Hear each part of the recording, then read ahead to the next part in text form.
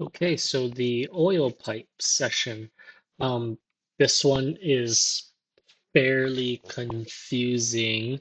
One, because the manual seems to be not wrong, but gives you the installation that's kind of difficult, which I'll go through in a second.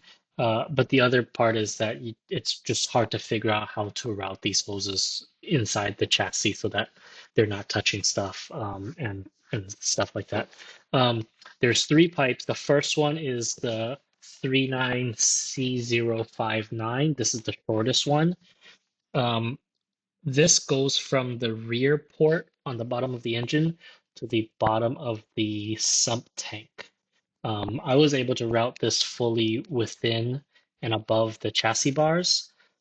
The next one is the 39C060. Um, and this pipe is it has one acute angle and the other side is straight. This is the one, these next two are the ones that the manual sort of flips.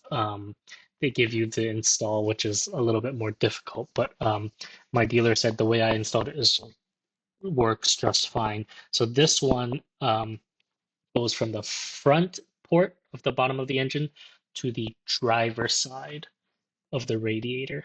Now the manual has this going to the passenger side of the radiator, but I found that the pipe connections it is really tough to reach. So I did the driver's side. Um, the engine side of this pipe ends up below the chassis bar, but you can route the rest above the chassis bars towards the radiator. The last pipe is the 3AE212A. This is the pipe way that has two opposite facing 90-degree angles at the end. This goes from the top of the sump tank to the passenger side of the radiator. The manual has this going from the top of the sump tank to the driver's side radiator, but again, I did this differently. Um, I did not use copper grease like in the manual. I found that it slipped on just fine. You just want to make sure that you don't strip the threads by twisting too hard. So tighten it by hand, and then when it's all the way tight, just sort of nip it up with the wrench at the end.